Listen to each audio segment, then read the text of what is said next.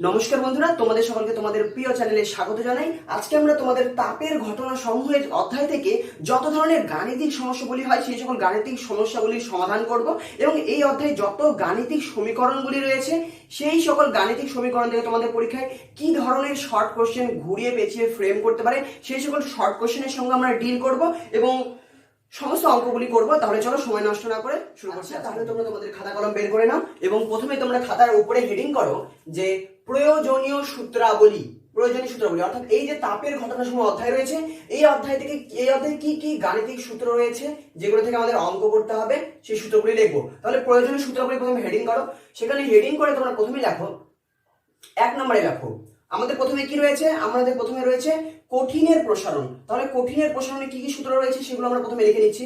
কঠিনের প্রসারণের মধ্যে তোমাদের প্রথমে রয়েছে যে কঠিনের দৈর্ঘ্য প্রসারণ গুণাঙ্ক। কঠিনের দৈর্ঘ্য প্রসারণ গুণাঙ্ক আলফা সমান সমান L2 minus L1 divided by L1 into T1 minus T2 বা T2 মাইনাস T1 উষ্ণতার পরিবর্তন। ওকে, এটা গেল দৈর্ঘ্য প্রসারণ গুণাঙ্কের সূত্র। তারপর আমাদের কাছে রয়েছে ক্ষেত্র প্রসারণ গুণাঙ্ক। ক্ষেত্র প্রসারণ গুণাঙ্কে বিটা দ্বারা প্রকাশ করা হয়। বিটা সমান সমান আমাদের কি ছিল, একই রকম এই ফ্রেমেই এখানে L2 মাইনাস L1, এক্ষেত্রে আমাদের ছিল S2 minus S1 divided by এখানে L1, এই ক্ষেত্রে হবে S1। তারপর তো উষ্ণতা পরিবর্তন T2 মাইনাস T1। ঠিক আছে, এটা গেল আমাদের ক্ষেত্র প্রসারণ গুণাঙ্কের সমীকরণ। 3 নম্বর সমীকরণ পয়েন্ট করো তোমরা, আয়তন প্রসারণ গুণাঙ্ক। কঠিন পদার্থের আয়তন প্রসারণ গুণাঙ্কের সমীকরণ কি ছিল, এটার রকমই একই রকম ফ্রেম। সেক্ষেত্রে কি হবে, আয়তনের পরিবর্তন V2 মাইনাস V1। এগুলো দেখে মাথানো ঘামানোর কোনো দরকার নেই, আশা করি তোমাদের এগুলো সব করে ফেলেছো তোমরা, আমি আগের ভিডিওগুলোতে পড়িয়ে দিয়েছি। তো তোমরা খালি এখন সমীকরণগুলি রাখো, divided by V1 T2 minus T1। ঠিক আছে, এটি হলো আমাদের কঠিন পদার্থের প্রসারণ সংক্রান্ত 3টি সমীকরণ। একটি হচ্ছে আমাদের দৈর্ঘ্য প্রসারণ গুণাঙ্কের সমীকরণ, একটি হচ্ছে আমাদের ক্ষেত্র প্রসারণ গুণাঙ্কের সমীকরণ, একটি হচ্ছে আয়তন প্রসারণ গুণাঙ্কের সমীকরণ। এবং এই তিনটা যখন আমরা লিখছি, এর পাশাপাশি আমাদের এই যে আলফা বিটা গামা, এই তিনটির মধ্যে একটি সম্পর্ক রয়েছে, সেটি আমাদের মাথায় রাখতে হবে। সেটি হচ্ছে আলফা সমান সমান বিটা বাই 2 সমান সমান গামা বাই 3। এটা আমাদের মনে রাখতে হবে। ঠিক আছে, কেন মনে রাখতে হবে, যখন আমরা অঙ্ক করবো তোমরা খুব সহজেই বুঝতে পারবে যে এটি আমাদের কাজ কি। তাছাড়া এখান থেকে আমাদের শর্ট কোশ্চেনও হয়, সে সকল সম্বন্ধে আমরা পরে ডিল করছি। তাহলে দেখো, দৈর্ঘ্য প্রসারণ গুণাঙ্ক, ক্ষেত্র প্রসারণ গুণাঙ্ক, আয়তন প্রসারণ গুণাঙ্ক। এবার এই তিনটির মধ্যে আমরা যদি যে কোনো একটিকে যে আমরা ধরি, দেখো এক্ষেত্রে কি রয়েছে, দৈর্ঘ্যের পরিবর্তন রয়েছে দৈর্ঘ্য প্রসারণ গুণাঙ্কে, ডিভাইডেড বাই প্রাথমিক দৈর্ঘ্য এবং উষ্ণতার পরিবর্তন। অর্থাৎ এই ক্ষেত্রে যদি আমরা লক্ষ্য করি, এখানে আমাদের প্রাথমিক দৈর্ঘ্য আছে, অন্তিম দৈর্ঘ্য আছে, প্রাথমিক উষ্ণতা আছে, অন্তিম উষ্ণতা আছে। অর্থাৎ উষ্ণতা রয়েছে এবং দৈর্ঘ্য রয়েছে। আরেকটি রয়েছে দৈর্ঘ্য প্রসারণ গুণাঙ্ক। মোট এই 5টি রাশি রয়েছে, L1 L2 T1 T2 এবং আলফা। এই 5টি রাশির মধ্যে তোমাদের পরীক্ষার প্রশ্নে যে কোনো 4টির মান বলে দেওয়া থাকবে। অর্থাৎ এই 5টির মধ্যে যে কোনো 4টির মান বলে দেওয়া থাকবে এবং একটির মান জানতে চাইবে। হয়তো তোমাদের এইভাবে বলে দিল, কথাটাকে ভালো করে শোনো, বলে দিল যে T1 উষ্ণতায় দৈর্ঘ্য L1, T2 উষ্ণতায় দৈর্ঘ্য L2। অর্থাৎ T1 L1 T2 L2 বলে দিল, আর L1 তো আমরা জানি, অর্থাৎ বলে দিল এই তিনটি। ধরে এই সকল জিনিস বলে দিল এবং তোমাদের জানতে চাইলো যে সেই কঠিন পদার্থের দৈর্ঘ্য প্রসারণ গুণাঙ্কের মান কত হবে। সেক্ষেত্রে আমরা এই দৈর্ঘ্য প্রসারণ গুণাঙ্কের সমীকরণ বসিয়ে দেবো এবং সবকটার মান বসিয়ে দেবো। সোজা কথাই হলো, এই যে এখানে 3টি সমীকরণ রয়েছে, এই 3টি সমীকরণের সাহায্যে তোমাদের কি ধরনের অঙ্ক দিতে পারে, যেখানে 5টি রাশি রয়েছে। কোথায় 5টি রাশি রয়েছে তোমরা যদি দেখতে পাও খুব ভালো, নাহলে যখন অঙ্ক করতে হবে আমি দেখিয়ে দেবো। তো সেই 5টি রাশির মধ্যে যে কোনো 4টির মান বলে দেবে এবং একটির মান তোমাদের অঙ্ক হিসেবে বের করতে হবে এবং সেটা খুবই সহজ। তাহলে চলো এটি মিশিয়ে দিচ্ছি, যে তোমরা টুকে নাও এই 3টি সমীকরণ এবং এই 3টি সমীকরণের সাহায্যে আমরা এখন অঙ্ক করব। ঠিক আছে, আর একটা জিনিস সেটি হচ্ছে এই যে আলফা বিটা গামা, এই তিনটির মধ্যে যে সম্পর্ক, এটি কেন লাগবে আমি বলছি, তোমরা একটু পরে বুঝতে পারবে যখন আমি অঙ্ক করবো। ঠিক আছে, সো এটা মিশিয়ে দিই। আচ্ছা, আমাদের প্রথম প্রশ্ন হয়তো তোমরা স্ক্রিনে দেখতে পাচ্ছ। তো তোমাদের একটা কথাই বলবো, প্রথমে প্রশ্নটা তোমরা খুব ভালো করে পড়ে নাও, ভিডিওটিকে পজ করে পড়ে নাও। ঠিক আছে, পড়া হয়ে গেছে, এবার ভিডিওটিকে অন করো, করে এবার আমি অঙ্কটি করছি, দেখো কিভাবে। তো তোমাদের প্রশ্ন বলছে যে ধরো এরকম একটি দণ্ড রয়েছে, বলছে যে 0 ডিগ্রি সেলসিয়াস উষ্ণতায় একটি দণ্ডের দৈর্ঘ্য 50 সেমি। তাই তো বলছে 0 ডিগ্রি সেলসিয়াস উষ্ণতা আমার কাছে একটি দণ্ড রয়েছে, যে দণ্ডের দৈর্ঘ্য হচ্ছে 50 সেমি। এবার বলছে আমি দণ্ডটাকে তাপ দিচ্ছি, তাপ দিয়ে গরম করছি, এবং বলছে 0 ডিগ্রি সেলসিয়াস উষ্ণতায় দণ্ডের দৈর্ঘ্য 50 সেমি এবং 50 ডিগ্রি সেলসিয়াস উষ্ণতায় 50 ডিগ্রি সেলসিয়াস উষ্ণতায় দণ্ডের দৈর্ঘ্য 50.03 সেমি। ঠিক আছে, তাহলে আমাদের এক্ষেত্রে কি কি বলে দিয়েছে, বলেছে 0 ডিগ্রি সেলসিয়াস উষ্ণতায় দণ্ডের দৈর্ঘ্য এত, 50 ডিগ্রি সেলসিয়াস উষ্ণতায় দণ্ডের দৈর্ঘ্য এত। তাহলে দণ্ডটির দৈর্ঘ্য প্রসারণ গুণাঙ্ক অর্থাৎ আলফার মান কত এটি জানতে চেয়েছে। তাহলে আমরা কি করব, এসব ছবি আঁকার দরকার নেই, ঠিক আছে, আমি বোঝানোর জন্য বললাম। তোমরা কি করবে, দৈর্ঘ্য প্রসারণ গুণাঙ্কের যে সমীকরণ রয়েছে সেটি কি, আলফা সমান সমান L2 minus L1 by L1 into T2 minus T1। ঠিক আছে, এটা লিখে নিলে, পাশে মিশিয়ে দিচ্ছি। ওকে, তাহলে এবার এরকম তোমরা সমীকরণটি লিখবে, লেখার পরে পাশে লেখো যেখানে যেখানে ওকে কি কি দেওয়া রয়েছে, L1 সমান সমান L2 সমান সমান, এটা পরীক্ষার খাতায় লিখবে এই জিনিসগুলো, ঠিক আছে, না লিখলে তোমাদের কিন্তু ফুল মার্কস দেবে না, এইভাবে পাশে লিখতে হবে। যেখানে L1 সমান সমান L2 সমান সমান T1 সমান সমান T2 সমান সমান এগুলো দেওয়া রয়েছে। তাহলে L1 অর্থাৎ প্রাথমিক দৈর্ঘ্য কত, প্রাথমিক দৈর্ঘ্য বলে দিয়েছে 50 সেমি, কিসের, প্রাথমিক উষ্ণতায়, প্রাথমিক উষ্ণতা 0 ডিগ্রি সেলসিয়াস, তাহলে 0 ডিগ্রি সেলসিয়াস উষ্ণতায় 50 সেমি। তারপরে 50 ডিগ্রি সেলসিয়াস উষ্ণতায়, এটি T2 উষ্ণতা বাড়িয়েছি, 50 ডিগ্রি সেলসিয়াস উষ্ণতায় দৈর্ঘ্য কত, 50 ডিগ্রি সেলসিয়াস উষ্ণ দৈর্ঘ্য বলেছে 50.03 সেমি, তাই তো, এটি তোমাদের দৈর্ঘ্য বলেছে, এরকম বলে দেওয়া রয়েছে। L1 বলা আছে, L2 বলা রয়েছে, T1 বলা রয়েছে, T2 বলা রয়েছে। এবার আমাদেরকে জানতে চেয়েছে আলফা কত, তাহলে চলো এই মানগুলি আমরা এখানে বসিয়ে দেব, বসিয়ে খুব সহজে করে দেব। তাহলে চলো আমরা করছি, উপরে কি L2 মাইনাস L1, L2 কত, L2 হচ্ছে 50.03 মাইনাস L1 কত 50 সেমি, 50 ডিভাইডেড বাই L1 কত 50 গুণ কি রয়েছে T2 মাইনাস T1, T2 কত, T2 50 degree Celsius, 50 degree Celsius minus T1 কত 0 ডিগ্রি সেলসিয়াস, 0। তাহলে এটা করে ফেলো, সমান সমান আমরা কি করতে পারি, 50.03 থেকে আমরা 50 বাদ দিলে কত হবে 0.03, এটা আমাদের হচ্ছে, নিচে কত থাকছে 50 গুণ 50 থেকে 0 বাদ দিলে 50, এটা হচ্ছে। এবার এটাকে আমরা গুণ ভাগ করব, চলো কি করে গুণ ভাগ করব, ঠিক আছে সেটা করে দিচ্ছি। নিচে কত রয়েছে 50 গুণ 50, 5 5 25, কটা শূন্য রয়েছে, একটা শূন্য দুটা শূন্য, ওকে দুটা শূন্য দিয়ে দিলাম। এবার এখানে একটা জিনিস দেখো, নিচে তো 5 রয়েছে, 5 দিয়ে কি 3 দিয়ে ভাগ করা যায়, ভাগ করা যায় না, আর তোমাদের পরীক্ষায় ক্যালকুলেটর দেওয়া হয় না, তাহলে কি করে করবে, 3 এর কত কয় ঘর আগে তোমাদের পয়েন্ট দেওয়া রয়েছে, অর্থাৎ দশমিক আছে 2 ঘর আগে, তাহলে এই দশমিকটাকে আমি উঠিয়ে দেব, দশমিক উঠালে কি হবে যে 1 2 দুটা ঘর রয়েছে, তাহলে নিচে কত আসবে 100 চলে আসলো। তাহলে এখানে আমাদের দশমিক উঠালে উপরে থাকছে 3 এবং নিচে কত চলে আসলো 100 এক্সট্রা আসলো। তবুও তো 3 দিয়ে আমি 25 কে ভাগ করতে পারছি না, তাহলে কি করব, চলো আমি আরো একটা 3 এর পাশে শূন্য নিচ্ছি, 3 এর পাশে একটা শূন্য নিলে উপরে একটা এক্সট্রা শূন্য নিয়েছি, তাহলে নিচে একটা এক্সট্রা শূন্য নিলাম, তাহলে শূন্য শূন্য কাটতে পারবো, ঠিক আছে। এবার দেখো উপরে চলে আসলো 30, নিচে আছে 25, শূন্য যা আছে আছে সেটাকে আমরা মাথা ঘামাচ্ছি না, তাহলে 25 কে আমরা 5 দিয়ে ভাগ করতে পারি, 30 কে 5 দিয়ে ভাগ করতে পারি, তাহলে 30 কে 5 দিয়ে ভাগ করলে কত হবে 5 6 30, আর নিচে 2500 কে 5 দিয়ে ভাগ করলে 5 5 এ 25, আর এই তো দুটো শূন্য ছিল, হয়ে গেল। তাহলে উপরে কত থাকলো 6, নিচে থাকলো 5, আর একটু কাটতে হবে আমাদের, কি করে কাটবো, চলো 6 দিয়ে তো 5 কে কাটা যায় না, তাহলে 6 এর পাশে আমরা আরো একটি শূন্য নিচ্ছি এবং এই হাজারের পাশে তাহলে আরো একটি শূন্য চলে আসলো।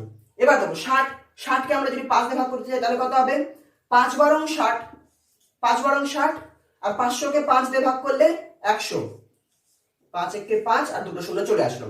তাহলে আমাদের কি উপরে 12 আর নিচে খালি দেখো সব শূন্য রয়েছে, তাহলে আমরা শূন্যগুলোকে উপরে উঠিয়ে দিতে পারবো, কি করে, সমান সমান উপরে কি 12 ভাগ কত 1 রয়েছে, আর কটা শূন্য রয়েছে, একটা শূন্য দুটা শূন্য তিনটা শূন্য চারটা শূন্য পাঁচটা শূন্য ছটা শূন্য, তাহলে এই 6টা শূন্যের বদলে আমরা কি লিখতে পারি 12 ভাগ 10 টু দি পাওয়ার 6, 6টা শূন্য রয়েছে, তাহলে আমরা 10 এর পাওয়ার কত 6 লিখতে পারি। এবার 10 এর পাওয়ারটাকে যদি আমরা উপরে উঠিয়ে দিই তাহলে কত হবে 12 গুণ 10 টু দি পাওয়ার -6, হয়ে গেল আমাদের উত্তর। এটি কি আমাদের হচ্ছে সেই কঠিন পদার্থের অর্থাৎ লোহার দণ্ডের বা লোহাটা কি বলা ছিল প্রশ্নে, সেই কঠিন পদার্থের দৈর্ঘ্য প্রসারণ গুণাঙ্ক আলফার মান। এবার দৈর্ঘ্য প্রসারণ গুণাঙ্কের তো একক হয়, দৈর্ঘ্য প্রসারণ গুণাঙ্কের একক আমরা কি জানি, পার ডিগ্রি সেলসিয়াস। এবার তোমাদের প্রশ্নে একটি প্রশ্ন যদি মাথায় এখনো না এসে থাকে তাহলে এটা আসার কথা যে আমি এখানে যে একক পার ডিগ্রি সেলসিয়াস ইউজ করলাম, এখানে আমি পার কেলভিন কেন ইউজ করলাম না, পার ফারেনহাইট কেন ইউজ করলাম না, সে তার একটি উত্তর হচ্ছে আমাদের প্রশ্নে যেই এককে দেওয়া থাকবে আমরা অ্যানসারেও সেই একক ইউজ করব। প্রশ্নে আমাদের দেখো সেমি দেওয়া রয়েছে, ডিগ্রি সেলসিয়াস রয়েছে, তাহলে কি প্রশ্নে যেহেতু ডিগ্রি সেলসিয়াস রয়েছে অ্যানসারে আমাদের কি আসবে, ডিগ্রি সেলসিয়াস। ঠিক আছে, এই জিনিসটা তোমরা মাথায় রাখবে। তাহলে এই অঙ্কটি হয়ে গেল। চলো আমরা এই ধরনের আরেকটু অঙ্ক করবো। আচ্ছা দাঁড়াও, সেটি করার আগে একটা জিনিস দেখো, এই অঙ্কে আমরা কি করলাম যে এই যে আমাদের দৈর্ঘ্য প্রসারণ গুণাঙ্কের সমীকরণ রয়েছে সেই সমীকরণকে শুধুমাত্র আমরা লিখলাম এবং যেই চারটির মান দেওয়া ছিল সেই চারটির মান বসিয়ে আমরা খুব সহজে একটু যোগ বিয়োগ না গুণ ভাগ করে টোরে অ্যান্সার পেয়ে গেলাম। তাহলে তোমাদের পরীক্ষায় কিন্তু একটু ঘুরিয়েও করতে পারি। কিভাবে, তোমাদের হয়তো বলে দিবে যে দৈর্ঘ্য প্রসারণ গুণাঙ্ক আলফার মান বলে দিল, তোমাদের L1 বলে দিল, T1 বলে দিল, T2 বলে দিল, কিন্তু L2 বললো না, অর্থাৎ বলে দিল যে অন্তিম দৈর্ঘ্য কত হবে সেটা বললো না। তাহলে সেটা তোমরা কি করে নির্ণয় করবে, যে এই সকল কিছুর মান বসিয়ে দেবে, L2 মান বের করে নেবে।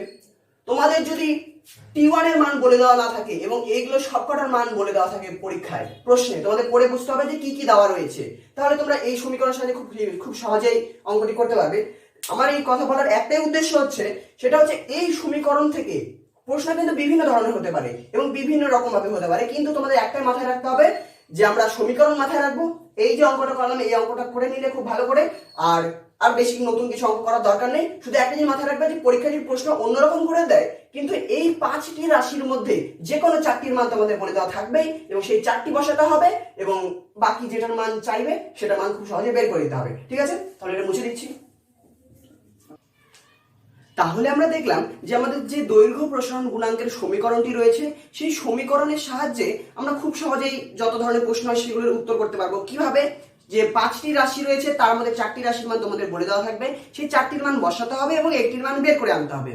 তাহলে আমাদের দৈর্ঘ্য প্রসারণ গুণাঙ্কের যে সমীকরণ রয়েছে তার সাহায্যে আমরা একটু অঙ্ক করলাম। এবার তোমাদের ক্ষেত্র প্রসারণ গুণাঙ্কেরও তো একটি সমীকরণ রয়েছে বিটা দিয়ে, তারপর তোমাদের কঠিন পদার্থের আয়তন প্রসারণ গুণাঙ্কের একটি সমীকরণ রয়েছে গামা দিয়ে। সেগুলির ক্ষেত্রেও দেখবে সমীকরণটি দৈর্ঘ্য প্রসারণ গুণাঙ্কের মতো একই রকম। তোমরা তো খাতায় অবশ্যই নোট করেছো আমি যখন সমীকরণটি লিখেছি, সেগুলির ক্ষেত্রেও তোমাদের এই একই ধরনের প্রশ্ন হবে। যেমন এক্ষেত্রে দণ্ড বলা হয়েছিল, দণ্ড মানে আমাদের বুঝে নিতে হবে দৈর্ঘ্য প্রসারণ গুণাঙ্ক, আর প্রশ্ন তোমাদের দৈর্ঘ্য প্রসারণ গুণাঙ্ক উল্লেখ করে দেওয়া থাকবে। এবার ক্ষেত্র প্রসারণ গুণাঙ্কের ক্ষেত্রে কি হবে, তোমাদের একটি পাত বলা হবে, পাতের ক্ষেত্রফল দেওয়া থাকবে, সেটি উষ্ণতা বাড়ানো হবে এবং পাতের ক্ষেত্রফল বেড়ে যাবে, এই ধরনের প্রশ্ন করবে। আয়তন প্রসারণ গুণাঙ্কের ক্ষেত্রে কি হবে, ধরো তোমাদের কোনো একটি কঠিন বস্তু বলে দেবে, সেটি গোলক বলতে পারে, ঘনক বলতে পারে, কিছু একটা বলবে। ঠিক আছে, বলার পর বলবে যে এত ডিগ্রি সেলসিয়াস উষ্ণতায় এর আয়তন এত এবং এত ডিগ্রি সেলসিয়াস উষ্ণতায় এর আয়তন এত, তাহলে আয়তন প্রসারণ গুণাঙ্কের মান কত। অর্থাৎ আমি যেটা বোঝাতে যাচ্ছি যে দৈর্ঘ্য প্রসারণ গুণাঙ্ক, ক্ষেত্র প্রসারণ গুণাঙ্ক, আয়তন প্রসারণ গুণাঙ্ক এই 3টি থেকে একই ধরনের প্রশ্ন হয়। শুধু তোমাদের বুঝতে হবে, অর্থাৎ তোমাদের একটি জিনিস মনে রাখতে হবে, সেটি হচ্ছে 3টি সমীকরণকে খুব ভালো করে মনে রাখবে এবং যে আমি একটি অঙ্ক করালাম সেই অঙ্কটি করবে এবং বাকি যে 2টি সূত্র রয়েছে সেই 2টি সূত্র থেকে তোমাদের যে কোনো ধরনের প্রশ্ন গণনা করো তোমরা খুব সহজে করতে পারবে।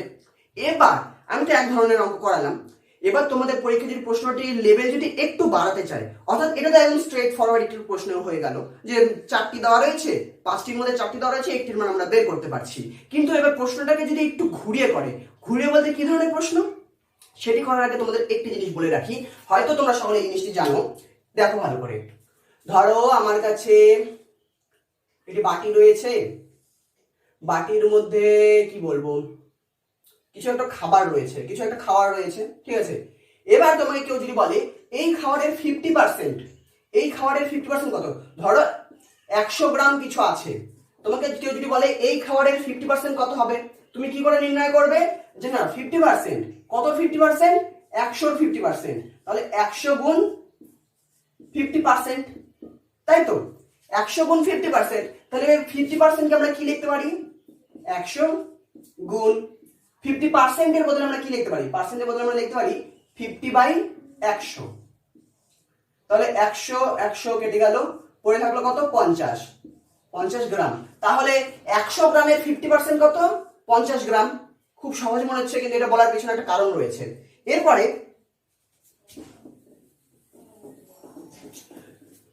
যদি বলে এই 100 গ্রাম খাবারের 0.03% মানে কত, তাহলে তোমরা কি বলবে যে 100 গ্রামের 0.03%, সোজা এত গুণ 0.03%, 50% বের করলাম যেভাবে ঠিক এইভাবেই। তাহলে 100 গ্রাম খাবারের 0.03% কত হবে? 100 গুণ উপরে কত?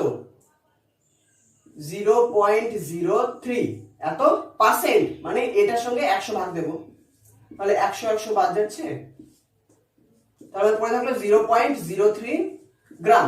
তাহলে 100 গ্রাম খাবারের 0.03% কত? 0.03 গ্রাম। তাহলে আমরা কোনো একটি পরিমাণ দিয়ে দিল, কিছু একটা দিয়ে দিল, এবং সেটার শতাংশ যদি বলে বা পার্সেন্টেজ বলে যে এর 5% রয়েছে, তাহলে এর 5% মানে কত? এটার সঙ্গে আমরা 5/100 গুণ করে দেব, তাহলে এর 5% বেরিয়ে যাবে, অর্থাৎ যেভাবে আমরা করলাম। এবার এটা করানোর পেছনে তোমাদের আমার একটি যে উদ্দেশ্যটি রয়েছে সেটি হচ্ছে এর পরের প্রশ্ন। অর্থাৎ খুব সহজে কিন্তু আমরা দৈর্ঘ্য প্রসারণ গুণাঙ্ক, ক্ষেত্র প্রসারণ গুণাঙ্ক, আয়তন প্রসারণ গুণাঙ্কের সমীকরণের সাহায্যে 4টির মান দেওয়া থাকলে একটির মান বের করতে পারছি। কিন্তু এবার প্রশ্ন লেভেলটাকে যদি একটু বাড়ায়, তাহলে সেক্ষেত্রে কি ধরনের বাড়াতে পারে? তোমরা স্ক্রিনে এখন একটি প্রশ্ন আসছে, প্রশ্নটি তোমরা খুব ভালো করে দেখো, ভিডিওটিকে পজ করে, ঠিক আছে? ভালো করে দেখো, কিন্তু দেখলে এবং প্রশ্ন না পড়ে কিন্তু আমার আগের দিকে এগিয়েও না, প্রশ্নটাকে নিজে ভালো করে পড়ে নাও, ঠিক আছে? এবার অন করো, তাহলে এগোচ্ছি। প্রশ্নে বলছে যে একটি ধাতব গোলকের উষ্ণতা 50 ডিগ্রি সেলসিয়াস বাড়ালে, একটি ধাতব গোলকের উষ্ণতা 50 ডিগ্রি সেলসিয়াস বাড়ালে কি হবে? আমরা কি জানি, উষ্ণতা বাড়ালে আয়তন বেড়ে যাবে। তাহলে উষ্ণতা আমরা কত বাড়িয়েছি? 50 ডিগ্রি সেলসিয়াস বাড়িয়েছি। প্রাথমিক উষ্ণতা কত, অন্তিম উষ্ণতা কত বলা নেই, শুধু বলা হয়েছে যে একটি ধাতব গোলক আছে যার উষ্ণতা আমরা 50 ডিগ্রি সেলসিয়াস বাড়িয়েছি। তাহলে বলছে কি যে ধাতব গোলকের উষ্ণতা 50 ডিগ্রি সেলসিয়াস বাড়ালে তার আয়তন বেড়ে যায়। আয়তন কত বেড়ে যায়? বলছে তার আয়তন 0.03% বেড়ে যায়। এখানেই হচ্ছে ট্রিক, যে ক্ষেত্রে কি বলেছে যে 50 ডিগ্রি সেলসিয়াস উষ্ণতা বাড়ালে আয়তন এত বেড়ে যায়, তাহলে আয়তন প্রসারণ গুণাঙ্কের মান কত? তাহলে এখানে আমাদের আয়তন প্রসারণ গুণাঙ্ক V1 V2, তারপরে আমাদের T1 T2 কিচ্ছু দেওয়া নেই। তাহলে আমরা গামা কি করে বের করব? আমাদের তো গামা বের করতে গেলে এই 4টি রাশি দরকার, সেই 4টি রাশি দেওয়া নেই, কিন্তু প্রশ্নটিকে একটু ঘুরিয়ে করা হয়েছে। কি ধরনের দেখো, ওকে, মনোযোগ দাও, কি বলছে? বলছে একটি ধাতব গোলকের উষ্ণতা 50 ডিগ্রি সেলসিয়াস বাড়ালে তার আয়তন এত % বৃদ্ধি পায়। তাহলে প্রাথমিক আয়তন কত ছিল আমি জানি না, আমি ধরে নিচ্ছি, তোমরা খাতায় লিখবে যে ধরি গোলকের প্রাথমিক আয়তন V। তাহলে গোলকের প্রাথমিক আয়তন যদি V হয়, তাহলে আয়তনের কি পরিমাণ পরিবর্তন হলো? অর্থাৎ প্রাথমিক আয়তন V ছিল, 50 ডিগ্রি সেলসিয়াস উষ্ণতা বাড়ালে কি হলো? তার আয়তন 0.03% বেড়ে গেল। 0.03% বেড়ে গেল মানে কি? তার প্রাথমিক যে আয়তন ছিল তার 0.03% বেড়ে গেল। তাহলে কি আমি যদি তোমাকে বলি যে আয়তন কতখানি বেড়ে গেল, তুমি খুব সহজে বলবে যে আয়তন বেড়ে গেল, আগে ছিল V এর 0.03% বেড়ে গিয়েছে, এটি তো আয়তন বেড়ে গিয়েছে। তাহলে V এর 0.03% মানে কত? V গুণ উপরে 0.03 ভাগ 100, তাই তো? V এর 0.03% মানে এটা। তাহলে দেখো আমাদের কাছে কি আছে, আমরা দেখছি যে 50 ডিগ্রি সেলসিয়াস উষ্ণতা বাড়ালে আয়তন বেড়ে যাচ্ছে। আয়তন কত বেড়ে যাচ্ছে? না আয়তন এতটা বেড়ে যাচ্ছে, আমাদের কাছে এই তথ্য আছে। তাহলে চলো, আমাদের কাছে কি জানতে চেয়েছে? আমাদের কাছে জানতে চেয়েছে হচ্ছে আয়তন প্রসারণ গুণাঙ্ক, অর্থাৎ গামা কত। তাহলে চলো আমরা গামার সমীকরণ লিখি। গামা সমান সমান আমরা কি জানি? গামা সমান সমান উপরে V2 minus V1 into T2 minus T1। তাহলে এক্ষেত্রে দেখো, ওকে, উপরে কি রয়েছে? V2 মাইনাস V1 মানে আয়তনের পরিবর্তন।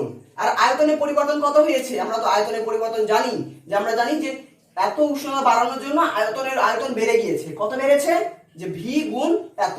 অর্থাৎ আয়তনের পরিবর্তন উপরে রয়েছে, তাহলে যে V2 মাইনাস V1 অর্থাৎ আয়তনের পরিবর্তন, সেই আয়তনের পরিবর্তনটা কিন্তু আমরা জেনে গিয়েছি।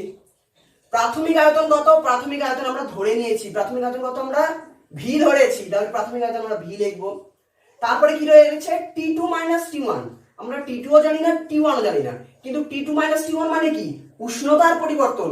তুমি কি পরিমাণ উষ্ণতা বাড়ালে বা কি পরিমাণ উষ্ণতা কমালে, প্রশ্নে কিন্তু বলেই দিয়েছে যে উষ্ণতার পরিবর্তন, অর্থাৎ বলেছে যে 50 ডিগ্রি সেলসিয়াস উষ্ণতা বাড়ালাম, তাহলে প্রশ্নে উষ্ণতার পরিবর্তন বলে দিয়েছে, অর্থাৎ T2 মাইনাস T1 এটাকে বলে দিয়েছে তোমাদের 50 ডিগ্রি সেলসিয়াস। তাহলে দেখো তুমি V ধরে নিয়েছো, ঠিক আছে, কিন্তু তুমি এই রাশিও জানো, এই রাশিও জানো যেটা V ধরে নিয়েছো, আর উপরে V2 মাইনাস V1 ও জানো, তাহলে এই তিনটি রাশির মান বসলে আমরা অঙ্ক করতে পারবো। ঠিক আছে, এই সাইডেটুকু মুছে দিচ্ছি। এখনো যদি কেউ না বুঝতে পারো তাহলে এখনই বুঝতে পারবে অঙ্কটি করলে। ওকে,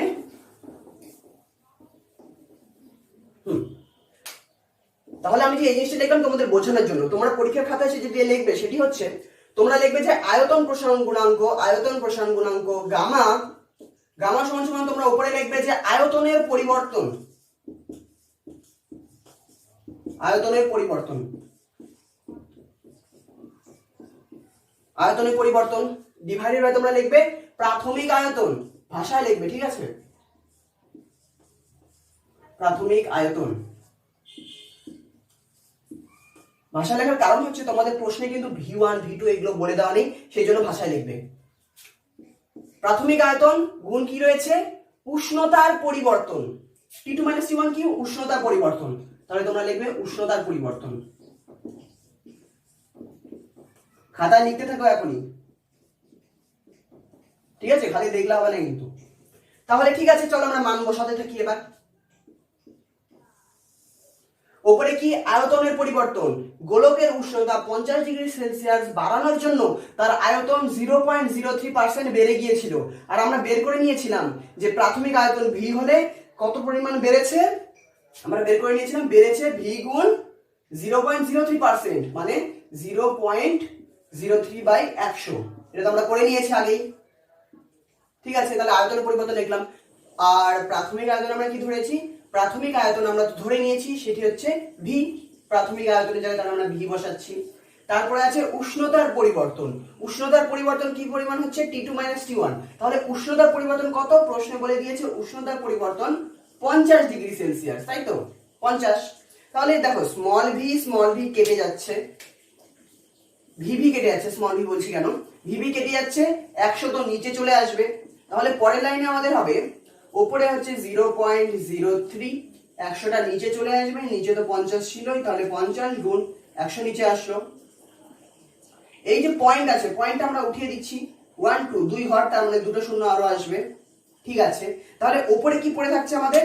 উপরে আমাদের পড়ে থাকলো শুধু 3 আর নিচে থাকলো 5, তাহলে 3 দিয়ে 5 কে তো ভাগ কাটাকাটি যায় না, তাহলে আমাদের এখানে কি বুদ্ধি খাটাতে পারি?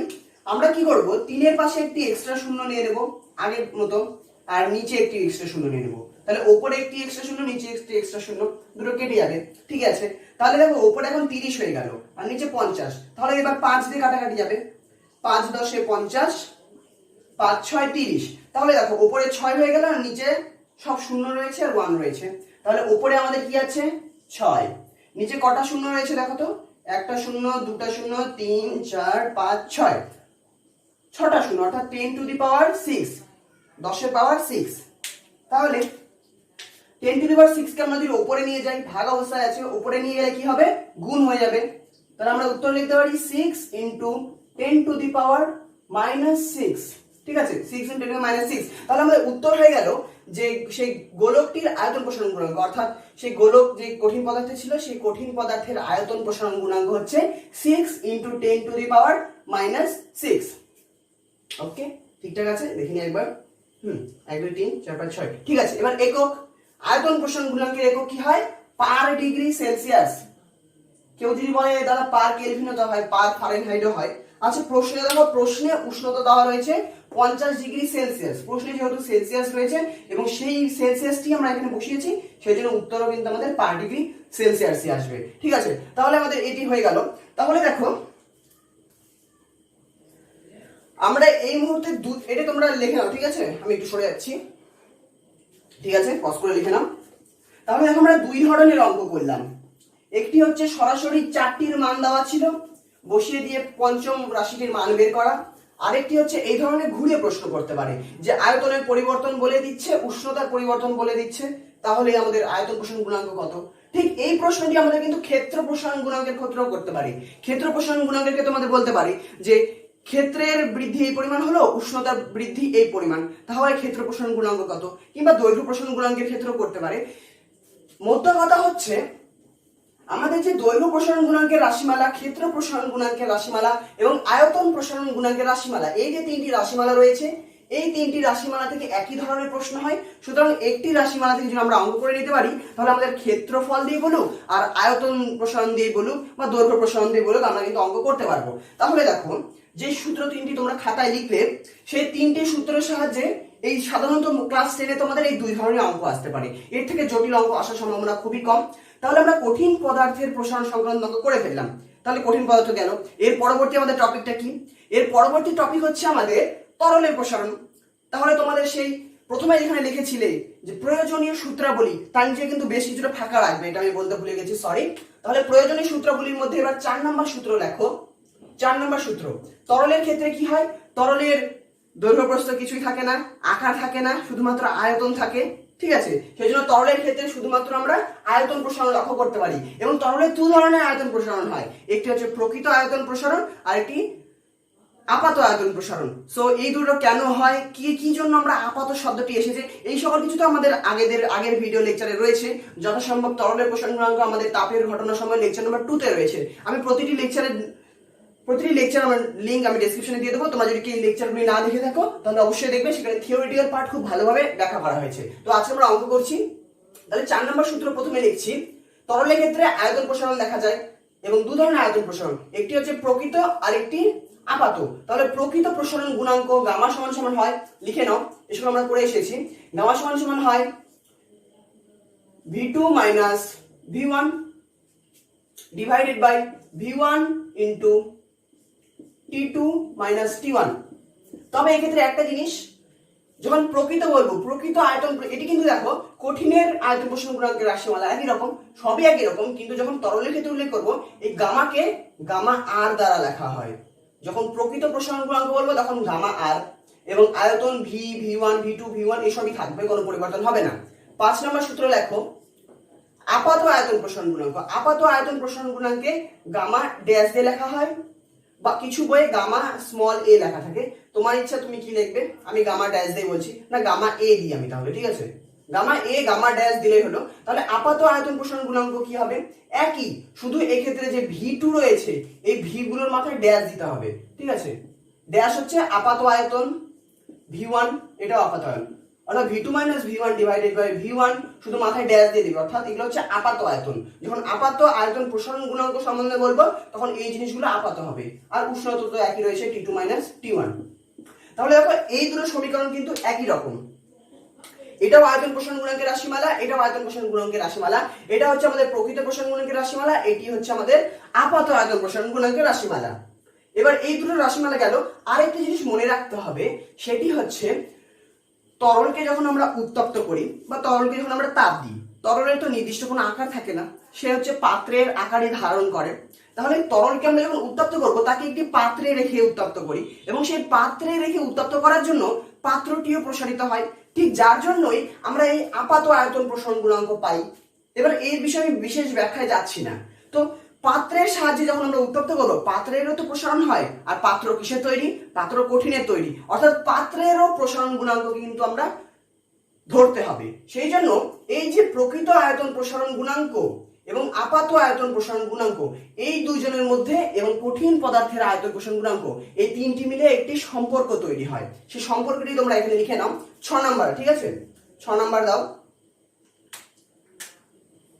প্রকৃত প্রসারণ গুণাঙ্ক গামা আর সমান সমান হয় আপাত আয়তন প্রসারণ গুণাঙ্ক গামা এ প্লাস পাত্রের আয়তন প্রসারণ গুণাঙ্ক গামা জি।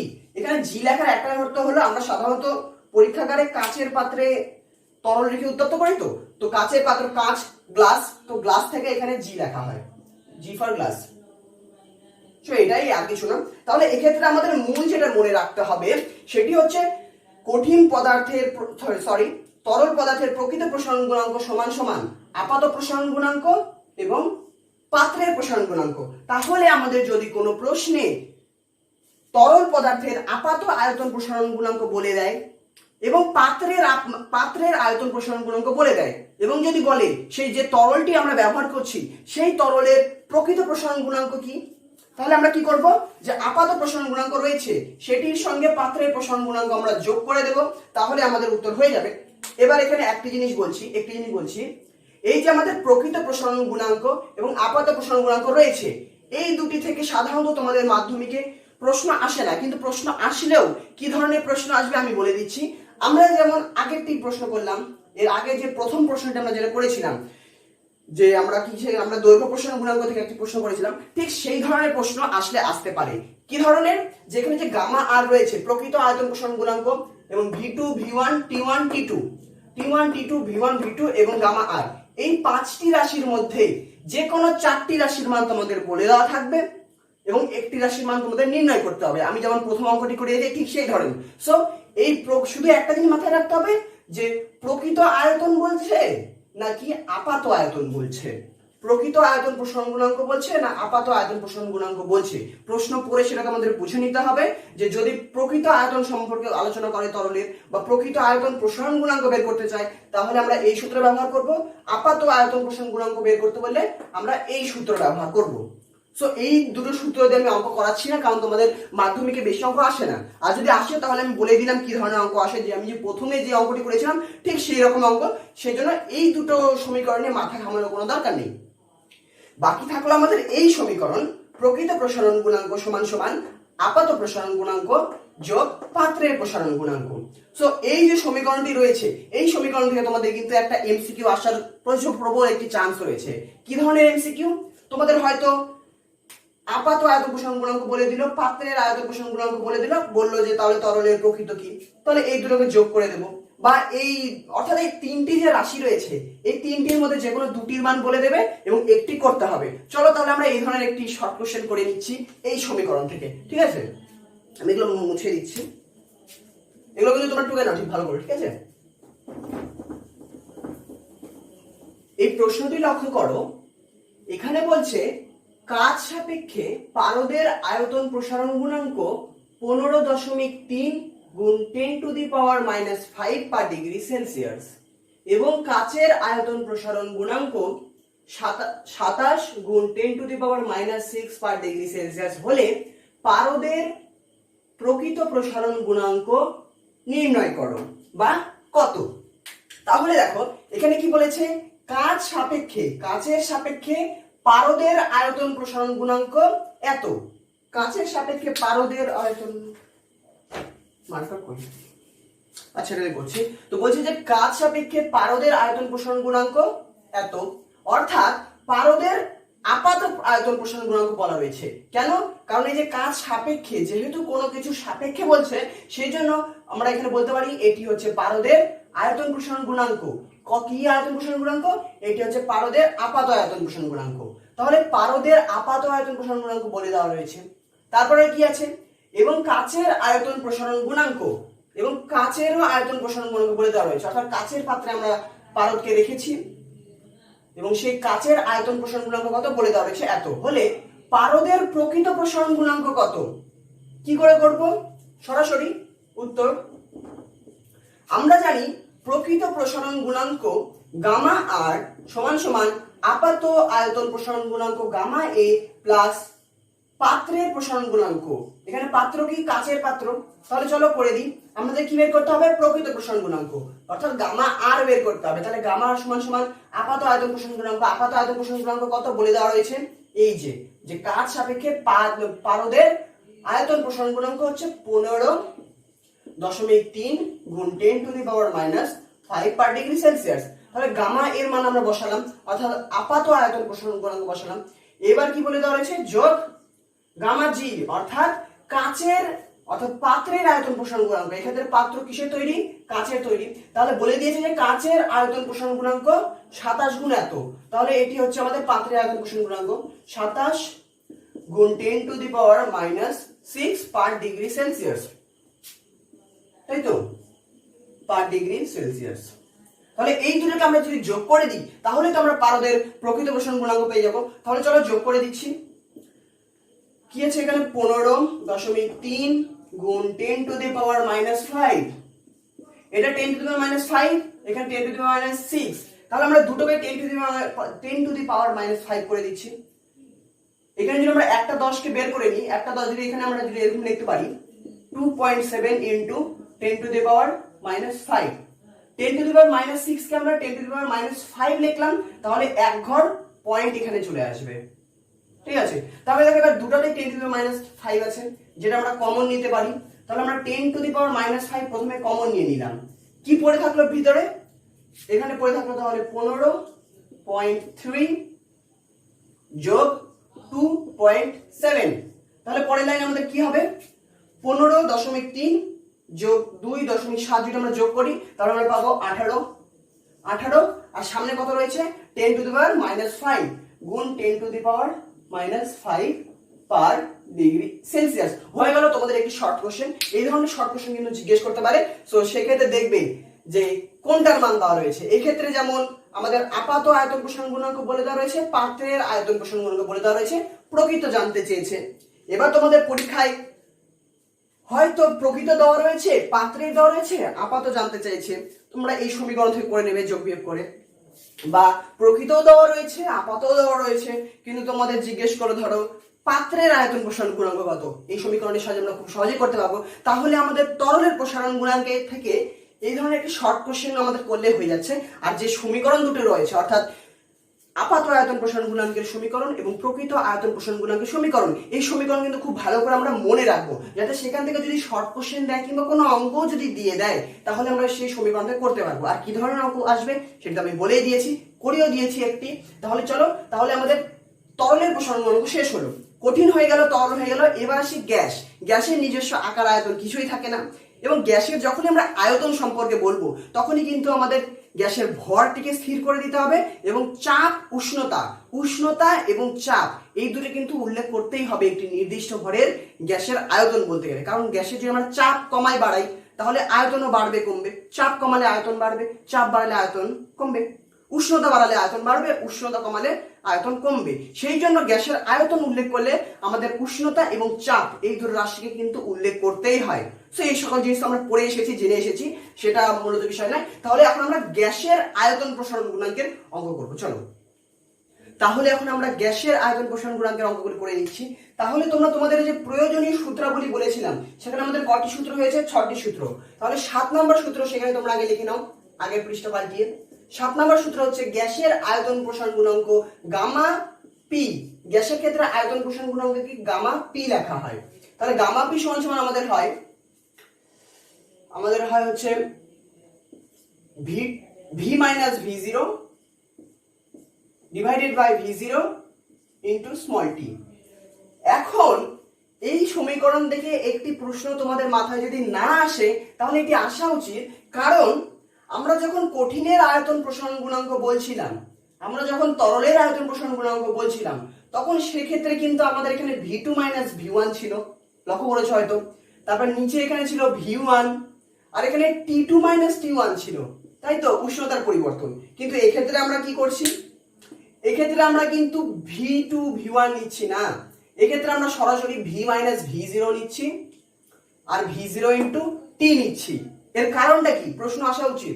এর কারণ হচ্ছে, আগে দেখো এখানে হচ্ছে যে ভি0 রয়েছে, ভি0 হচ্ছে 0 ডিগ্রি সেলসিয়াস উষ্ণতায় গ্যাসের আয়তন, 0 ডিগ্রি সেলসিয়াস উষ্ণতায় গ্যাসের আয়তন, বা 0 ডিগ্রি সেলসিয়াস উষ্ণতায় গ্যাসের আয়তন। এবং যে টি রয়েছে সেই টি হচ্ছে উষ্ণতা বৃদ্ধি, অর্থাৎ উষ্ণতা বৃদ্ধি আমরা যদি বলি টি2 মাইনাস টি1, এবার টি1 যদি আমাদের 0 হয় তাহলে কি হবে? টি2 মাইনাস 0, আমাদের আলটিমেটলি টি2 চলে আসবে। সেই জন্য আমরা গ্যাসের ক্ষেত্রে যখন এই সূত্রটি প্রয়োগ করি তখন আমরা 0 ডিগ্রি সেলসিয়াস উষ্ণতায় গ্যাসের আয়তন কত সেটি আমরা বিবেচনা করি। এর কারণ এক্ষেত্রে যে প্রাথমিক আয়তন রয়েছে, প্রাথমিক আয়তনকে আমরা ভি0 ধরে নিই, প্রাথমিক আয়তন কিন্তু এখানে আমরা ভি1 ধরছি না, কারণ গ্যাসের ক্ষেত্রে আমরা প্রাথমিক আয়তন বলতে 0 ডিগ্রি সেলসিয়াস উষ্ণতায় ওই গ্যাসের যে আয়তন রয়েছে সেই আয়তনটিকেই বিবেচনা করি। এখন তোমাদের মাথায় প্রশ্ন আসার কথা যে আমরা 0°C উষ্ণতায় গ্যাসের যে আয়তন সেটিকেই কেন প্রাথমিক আয়তন বিবেচনা করি। এর কারণ হচ্ছে এই যে সূত্রের সাহায্যে যে সকল অঙ্ক আমরা করব, গাণিতিক সমস্যাবলী করব, আমরা যদি এক্ষেত্রে প্রাথমিক উষ্ণতাকে 0°C উষ্ণতায় যে আয়তন সেটি যদি আমরা প্রাথমিক আয়তন না ধরি, তাহলে অন্যান্য উষ্ণতায় গ্যাসের আয়তন ধরে, প্রাথমিক আয়তন ধরে যদি আমরা অঙ্ক করতে চাই, তাহলে সেক্ষেত্রে আমাদের ত্রুটি বেশি হয়। এক কথায় বলতে গেলে অত কিছু ভাবতে হবে না, যে আমরা যদি 0°C উষ্ণতায় গ্যাসের আয়তনকে প্রাথমিক আয়তন না ধরি, তাহলে আমাদের অঙ্ক করার ক্ষেত্রে অনেক ত্রুটি আসে। এবার প্রশ্ন, কেন ত্রুটি আসে? এর উত্তর এখন তোমাদের জানতে হবে না, তোমরা যখন উঁচু ক্লাসে উঠবে তখন তোমরা জানতে পারবে। সো এখন তোমাদের অত মাথা ঘামানোর দরকার নেই, শুধু এটা জেনে রাখো যে এক্ষেত্রে আমরা v - v0 এবং v0 * t ধরি, অর্থাৎ প্রাথমিক আয়তন v1 এর পরিবর্তে আমরা v0 ধরি, অর্থাৎ 0°C উষ্ণতায় আয়তন ধরি। এর কারণ এক্ষেত্রে আমাদের ত্রুটি কম হয়। সো সেটা মাথায় ধরা দরকার নেই, তোমাদের মাথায় যাদের প্রশ্ন এসেছে তাদের প্রশ্নের শুধু আমি উত্তরটি জানালাম। সো আমাদের এই সমীকরণটি মনে রাখতে হবে, ঠিক আছে? গেল। তাহলে গ্যাসের আয়তন প্রসারণ গুণাঙ্কের এই একটি সমীকরণ, এবং এই সমীকরণের সাহায্যে চলো আমরা একটি অঙ্ক করে নিচ্ছি। তোমাদের নিচে একটি হয়তো অঙ্ক আসছে, অঙ্কটি আগে ভালো করে পড়ো, ভিডিওটি পজ করো, অঙ্কটি পড়ো, আগে পড়ো, তারপর কিন্তু আমি অঙ্কে আগাবো। কেউ না পড়লে কিন্তু আগাবো না, ঠিক আছে? সো পড়ে নিয়েছো? প্রশ্ন বলছে 0°C উষ্ণতায় আমার কাছে কিছু পরিমাণ গ্যাস রয়েছে, গ্যাসের ভর নির্দিষ্ট আছে। সো একটি নির্দিষ্ট চাপে, নির্দিষ্ট ভরে একটি গ্যাসের 0°C উষ্ণতায় আয়তন বলে দেওয়া রয়েছে 100 সেমি কিউব। বলছে 0°C উষ্ণতায় আয়তন 100 সেমি কিউব, এবং 20°C উষ্ণতায়, উষ্ণতা কি করেছি? বাড়িয়েছি। একই চাপে 20°C উষ্ণতায় গ্যাসের আয়তন কত? বলছে 107.33 সেমি কিউব, ঠিক আছে? সো এক্ষেত্রে দেখো, উষ্ণতা বাড়িয়েছি, আয়তন কিন্তু আগে থেকে একটু বেড়ে গিয়েছে, চাপকে আমরা স্থির রেখেছি, তার মানে আমাদের প্রশ্নের কথা গোলমাল নেই, প্রশ্ন ঠিকঠাকই রয়েছে। তাহলে এখানে কি কি বলে দিয়েছে? বলে দিয়েছে 0°C উষ্ণতায় আয়তন এত, এবং 20°C উষ্ণতায় আয়তন এত, অর্থাৎ আমরা 0°C থেকে 20°C বাড়িয়েছি, আয়তন এত হয়ে গেছে। তাহলে বলতো যে গ্যাসের আয়তন প্রসারণ গুণাঙ্ক গামা পি এর মান কত? খুব সহজে করতে পারবো। সমীকরণ আমরা কি জানি? আমরা জানি, দেখো আমরা জানি, এটা উত্তর, আমরা জানি গামা পি সমান সমান v - v0, ভিটা কি? অন্তিম আয়তন, v0 * t। সমীকরণ লেখো, এরপর মান বসিয়ে দাও, সোজা একদম। ভি কত? অন্তিম আয়তন, অন্তিম আয়তন কত বলে দিয়েছে? 107.33। ওকে, মাইনাস v0, v0 মানে 0°C উষ্ণতায় আয়তন, 0°C উষ্ণতায় আয়তন কত? 100 সেমি কিউব, 100 বসিয়ে দিলাম। তারপর আমাদের কি বলেছে? v0 অর্থাৎ 0°C উষ্ণতায় আয়তন, সেটিও 100 বসিয়ে দিলাম, গুণ t, t মানে উষ্ণতার পরিবর্তন, উষ্ণতা 0 থেকে আমরা 20°C বাড়িয়েছি, তাহলে আমরা 20 লিখে দিলাম, ঠিক আছে? বুঝতে অসুবিধা হয়নি তো? একটু মিলিয়ে নাও।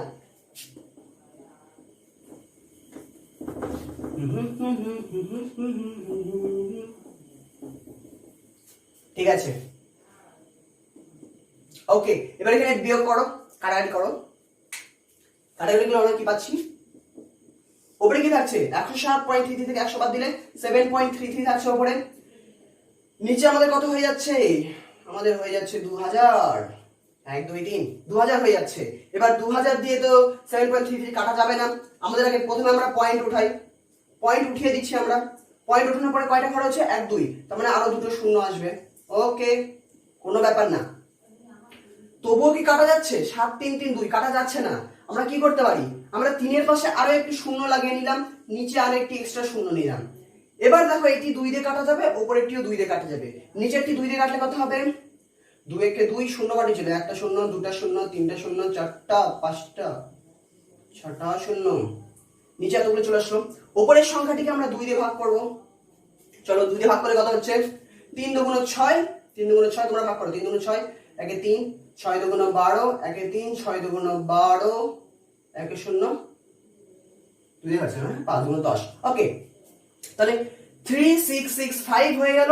আর নিচে আমাদের কত থাকলো? নিচে আমাদের একটা শূন্য, দুটা শূন্য, তিনটা শূন্য, চারটা শূন্য, পাঁচটা শূন্য, ছটা শূন্য, অর্থাৎ 10 to the power 6। তাহলে পরের লাইনে আমরা উপরে লিখতে পারবো 3 6 6 5 divided by 10 to the power 6, 10 to the power 6 কে উপরে নিয়ে যাব, হয়ে যাবে আমাদের 3665 ইনটু 10 টু দি পাওয়ার -6। গ্যাসের আয়তন প্রসারণ গুণাঙ্ক এর একক হচ্ছে পার ডিগ্রি সেলসিয়াস। পার ডিগ্রি সেলসিয়াস ব্যবহার করার একটা কারণ হচ্ছে প্রশ্নে আমাদের উষ্ণতা বলে দেওয়া রয়েছে ডিগ্রি সেলসিয়াস এককে, তাহলে হয়ে গেল আমাদের উত্তর। ঠিক আছে, এই ধরনের এই সমীকরণের সাহায্যে এখানে আমরা আয়তন প্রসারণ গুণাঙ্ক বের করলাম। পরীক্ষায় তোমাদের বলে দেওয়া থাকতে পারে যে আয়তন প্রসারণ গুণাঙ্কের মান বের করে বলে দিল, এবং বলে দিল যে 20 ডিগ্রি সেলসিয়াস উষ্ণতা আয়তন কত, তাহলে টি এর জায়গায় আমরা 20 বসাবো, V0 বলে দেওয়া থাকবে, গামা পি বলে দেওয়া থাকবে, ভি এর মান বের করে নেব। এক কথায় বলতে গেলে এখানে রাশি কয়টি রয়েছে, 1 2 3 4, এই 4টি রাশির মধ্যে 3টি রাশির মান বলে দেওয়া থাকবে, যে কোনো একটির মান বের করে নিতে হবে। সাধারণত তোমাদের পরীক্ষায় যে ধরনের আসার সম্ভাবনা সেটি হচ্ছে আয়তন প্রসারণ গুণাঙ্ক জানতে চাইবে, বেশি কঠিন প্রশ্ন আসে না। আর একটি সত্যি কথা সেটা এই পরে বলবো, এখন বলবো না এই অধ্যায় সম্পর্কে, তাহলে তোমরা একটু পড়াশোনা করবে না, কাকি মারবে। আচ্ছা, তাহলে আমাদের গ্যাসের অঙ্ক হয়ে গেল। তাহলে আমরা কঠিনের আয়তন প্রসারণ গুণাঙ্কের অঙ্ক করলাম, তরলের করলাম, গ্যাসের করলাম। এরপরে আমাদের রয়েছে তাপীয় পরিবহন। তাপীয় পরিবহনে আমাদের দুটি সমীকরণ রয়েছে, 7টি সমীকরণ হয়ে গেল।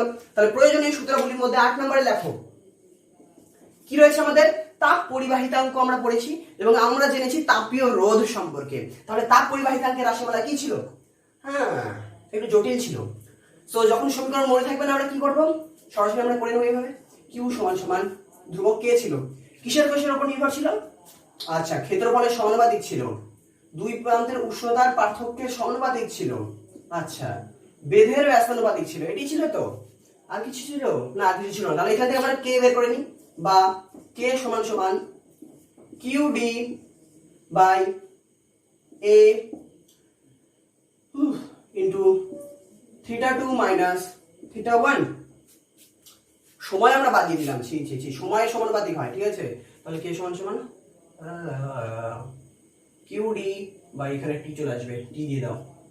তাহলে এই যে আমাদের সমীকরণটি রয়েছে এটি হচ্ছে তাপ পরিবাহিতাঙ্ক কে এর সমীকরণ।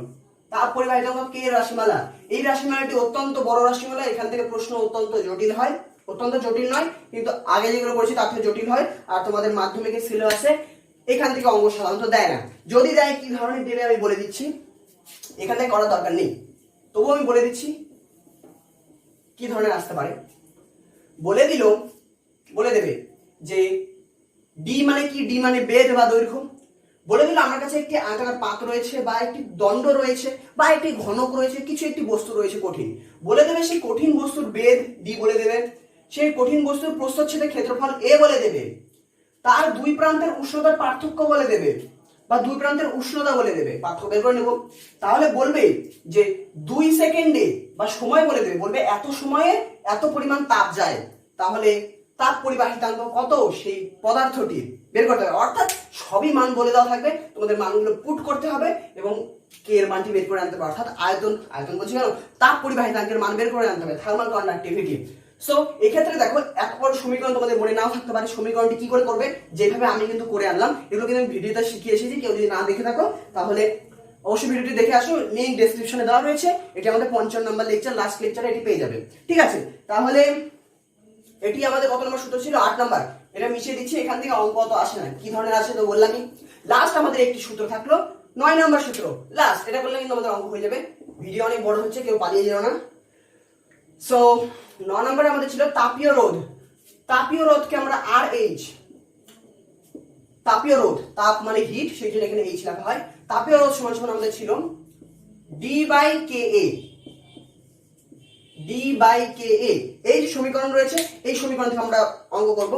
এই সমীকরণে D কি, D হচ্ছে কঠিন পদার্থের বা কঠিন বস্তুটির বেধ বা দৈর্ঘ্য। লম্বা বস্তু হলে তার দৈর্ঘ্য থাকবে, চ্যাপ্টা পাত যদি হয় আয়তাকার তাহলে আমরা বেধ পাবো, যদি একটু ঘন হয় তাহলে তার একটু দৈর্ঘ্য থাকবে। সো ডি ফর দৈর্ঘ্য বা বেধ, এ হচ্ছে সেই কঠিন পদার্থের প্রস্থচ্ছেদের ক্ষেত্রফল, কে হচ্ছে তাপ পরিবাহিতাঙ্ক। তোমাদের সরাসরি অঙ্ক দেবে, বলবে আমার কাছে একটি কঠিন পদার্থ রয়েছে যার বেধ এত, ক্ষেত্রফল এত এবং তাপ পরিবাহিতাঙ্ক এত, তাহলে তাপীয় রোধ কত। এই ধরনের একটি অঙ্ক করে নিচ্ছি, চলো মুছে দিই এটা। এই অঙ্ক করলে আমাদের অঙ্ক শেষ হয়ে যাবে তাপের ঘটনা সমূহ থেকে। এখান থেকে একটি ইন্টারেস্টিং সুন্দর ব্যাপার পরের ভিডিওতে জানাবো, এখন জানানো যাবে না, ফাঁকি মারবে তাহলে। ঠিক আছে, চলো একটু অঙ্ক করে নিই। ওকে, অঙ্কটি তোমরা খুব ভালো করে পড়ো কি দেওয়া রয়েছে ফার্স্ট করে, এবং তারপরে অঙ্কে আসো। এখানে বলছে যে একটি দণ্ড রয়েছে, দণ্ডের দৈর্ঘ্য বলে দিয়েছে 20 সেমি। বলছে দণ্ডের দৈর্ঘ্য 20 সেমি, দণ্ডের যে এই যে প্রস্থচ্ছেদের ক্ষেত্রফল রয়েছে, এই প্রস্থচ্ছেদের ক্ষেত্রফল বলেছে কত? 2 সেমি স্কয়ার, 2 বর্গ সেমি। এবং এই যে কঠিন পদার্থ রয়েছে, এই যে দণ্ড রয়েছে, এই দণ্ডের উপাদানের তাপ পরিবাহিতাঙ্ক বলে দেওয়া রয়েছে 0.5 calorie, calorie per degree Celsius, calorie per degree Celsius per cm, per second. Okay, এটা দেওয়া রয়েছে তাপ পরিবাহিতাঙ্ক। তাহলে আমাদের কাছে জানতে চেয়েছে যে দণ্ডের তাপীয় রোধ কত। তাহলে আমরা তাপীয় রোধের ফর্মুলা সরাসরি জানি। উত্তর, তাপীয় রোধ RH সমান D/KA। দেখে ফেলো, লিখলে? ওকে, তারপর মান বসাও। ডি কি? ডি হচ্ছে দণ্ডের দৈর্ঘ্য বা কঠিন পদার্থের প্রস্থ। এক্ষেত্রে দণ্ড দেওয়া রয়েছে, দণ্ডের দৈর্ঘ্য কত? 20 সেমি। দণ্ডের দৈর্ঘ্য বসাও 20 সেমি। কে কি? তাপ পরিবাহিতাঙ্ক বলে দেওয়া রয়েছে 0.5। তারপরে ডি বসালাম, কে বসালাম। এবার রয়েছে এ, প্রস্থচ্ছেদের ক্ষেত্রফল কত? 2 সেমি স্কয়ার, বসাও। এবার কাটাকাটি করে নাও, অঙ্ক হয়ে যাবে। পয়েন্ট উঠাও, উপরে কত? 10। 5 দুগুণ 10, 2 2 কেটে দিলাম, পড়ে থাকলো 20। এত সোজা না বাবা। এবার দেখো 20 হয়ে গেল, তাহলে তুমি পরীক্ষার উত্তর কি লিখবে? তাপীয় রোধ 20।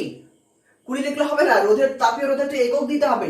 যেই একক আমরা প্রশ্ন দেওয়া রয়েছে সেই এককের সঙ্গে, এটি যেমন সিজিএস একক দেওয়া রয়েছে, তাহলে আমাদের যে তাপীয় রোধের উত্তর বেরোবে, উত্তর বের করা তো সোজা, কিন্তু এর এককটা তো লিখতে হবে। এখন একক অনেকের মনে নাও থাকতে পারে, এত বড় বড় একক কি করে করব। সো একক কি করে আমরা তৈরি করি সে সকল জিনিস আমি ভিডিওতে শিখিয়ে এসেছি। তাহলে চলো এক্ষেত্রে আমরা সেভাবে এককটি বের করে ফেলি। একক কি? পাশে জিনিসগুলো মিশিয়ে দিচ্ছি।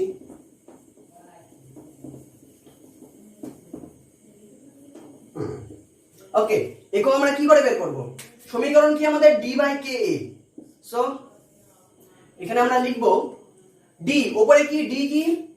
ডি দৈর্ঘ্য, দৈর্ঘ্যের প্রশ্নে দেখো 20 সেমি দেওয়া রয়েছে, 2 সেমি স্কয়ার, অর্থাৎ প্রশ্নে যে এককগুলি রয়েছে সেই সকল এককগুলি সিজিএস এ রয়েছে। তাহলে আমাদের এখানেও সিজিএস এককগুলি বসাতে হবে। তাহলে দৈর্ঘ্যের একক কি আমরা? Centimetre, semi. তারপরে কে রয়েছে, কে কি? কে আমাদের তাপ পরিবাহিতাঙ্ক। তাপ পরিবাহিতাঙ্কের একক তো তোমাদের প্রশ্নে দেওয়াই রয়েছে, একক বসিয়ে দাও। একক কি? Calorie per degree Celsius per cm, per second. তাহলে কে একক বসিয়ে দিলাম। আর কি রয়েছে? ক্ষেত্রফল এ রয়েছে, এর একক আমাদের বসাতে হবে, এর একক। ওকে, এর একক কি? এ কি? ক্ষেত্রফল। ক্ষেত্রফল মানে দৈর্ঘ্য স্কয়ার, দৈর্ঘ্য মানে দৈর্ঘ্যের একক সেমি, তাহলে ক্ষেত্রফলের একক সেমি স্কয়ার। ঠিক আছে, ঠিক আছে, ঠিক আছে। এই সেমি, এই একটা সেমি কেটে দিচ্ছি। তারপরে এই যে সেমি ইনভার্স রয়েছে, এটি উপরে চলে যাবে। উপরে তখন এই সেমি ইনভার্স কে যদি আমরা এখানে মুছে দিই, তোমরা মুছবে না, পরের লাইনেও করবে। তাহলে এই সেমি আর এই সেমি কেটে যাচ্ছে, এক কথায় সেমি ইনভার্স এবং সেমি এটা কেটে যাচ্ছে, তাই তো? তাহলে এই যে টোটাল জিনিসটি রয়েছে এটি উপরে চলে যাবে, 1/এত উপরে চলে যাবে। তাহলে এটি কি উপরে নিয়ে যায়, একক লিখে দাও। তাহলে কি রয়েছে? ডিগ্রি সেলসিয়াস সেকেন্ড পার ক্যালোরি, ক্যালোরি ইনভার্স হয়ে যাচ্ছে। এটি হচ্ছে আমাদের একক তাপ পরিবাহিতাঙ্কের। ঠিক আছে, তাহলে আমরা তাপ পরিবাহিতাঙ্ক থেকে অঙ্ক করে নিলাম। তাহলে এক কথায় বলতে গেলে আমাদের তাপের ঘটনার সমূহ থেকে যত ধরনের অঙ্ক হয় আমরা করে নিলাম। কি ধরনের শর্ট কোশ্চেন আসতে পারে সেই সকল সম্বন্ধে আমি বলে দিয়েছি। তাহলে প্রায় সব অঙ্ক আমরা করে গেলাম। ঠিক আছে, এখন শেষ হয়নি কিন্তু, কোথাও যেও না, রুকো যারা, সবার করো। ঠিক আছে, সো তাপের ঘটনার সমূহ থেকে সকল অঙ্ক আমরা করে ফেললাম। কি ধরনের শর্ট কোশ্চেন আসতে পারে সেই সকল কিছু বলে দিয়েছি। কিন্তু এখান থেকে একটি কোশ্চেন রয়েছে যেটি একটু হলেও জটিল। এই ধরনের প্রশ্ন সাধারণত করে না, কিন্তু যদি করে আমরা কেন এবার রিস্ক নেবো? তোমরা যদি কেউ চাও যে আমি অনেক অঙ্ক করে বেশি করবো না, নাও করতে পারো, কিন্তু কারো যদি ইচ্ছা থাকে এই প্রশ্নটি অবশ্যই অ্যাটেন্ড করো। খুবই সুন্দর একটি প্রশ্ন এখান থেকে ফ্রেম হয়, অর্থাৎ যে তাপীয় রোধ আছে না, এই তাপীয় রোধটি খুব সুন্দর একটি প্রশ্ন হয়, সেটি আমি তোমাদের এখন করাচ্ছি, ঠিক আছে? আর তাপের ঘটনা সমূহের প্রতিটি লেকচার যদি কেউ দেখে না থাকো, লিঙ্ক ডেসক্রিপশনে দেওয়া রয়েছে, গিয়ে দেখে দিয়ে আসো। তাহলে চলো সেই প্রশ্নটির দিকে আমরা করছি। এই প্রশ্নটি দেখো, এখানে বলছে হোয়াইট বোর্ডে প্রথম লিখছি তো হাতে থেকে একটু খারাপ হচ্ছে। তো প্রশ্নটি দেখো, বলছে দুটি দণ্ডের বেধ প্রস্থচ্ছেদের ক্ষেত্রফল এবং তাপ পরিবাহিতাঙ্ক প্রতিটির অনুপাত 1:2 হলে তাপীয় রোধের অনুপাত লেখো।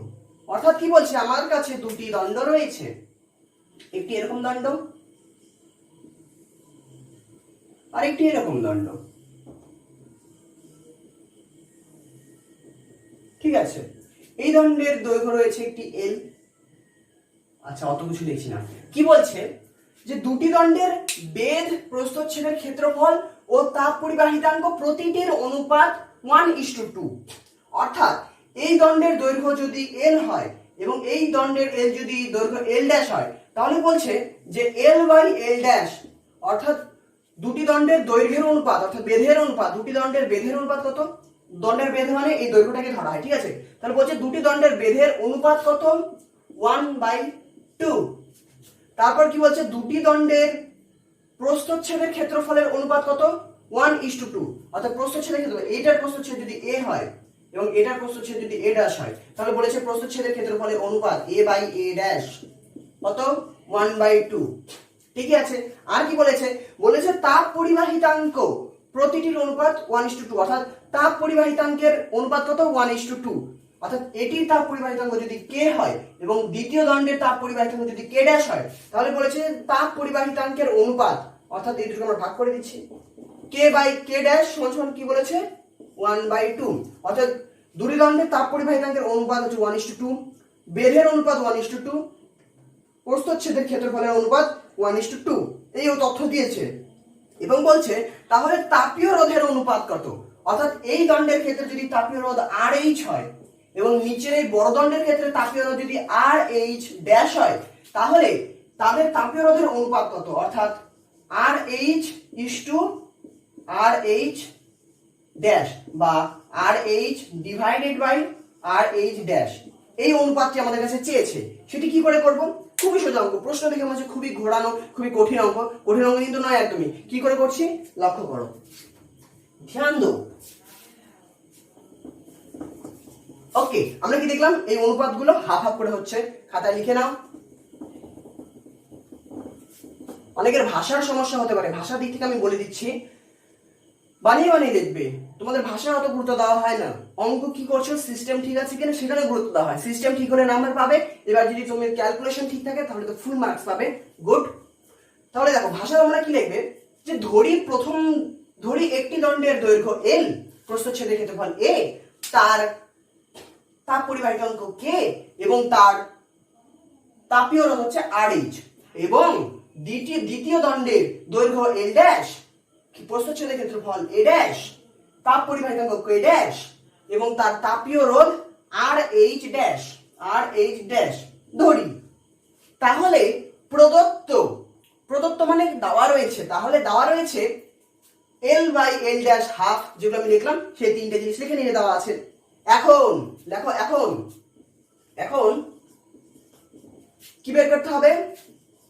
RH divided by RH dash, অর্থাৎ কি বলেছে? তাদের তাপীয় রোধের অনুপাত লেখো। এটি হচ্ছে ছোট দণ্ডের তাপীয় রোধ, এটি বড় দণ্ডের তাপীয় রোধ, এদের তাপীয় রোধের অনুপাত বের করতে বলেছে। তাহলে তাপীয় রোধের অনুপাত বের করে দিই। এই সমান আমরা কি লিখতে পারি? তাপীয় রোধ মানে আমরা কি জানি? তাপীয় রোধ মানে আমরা জানি ডি বাই কে আমরা জানি, ডি বাই কে এ।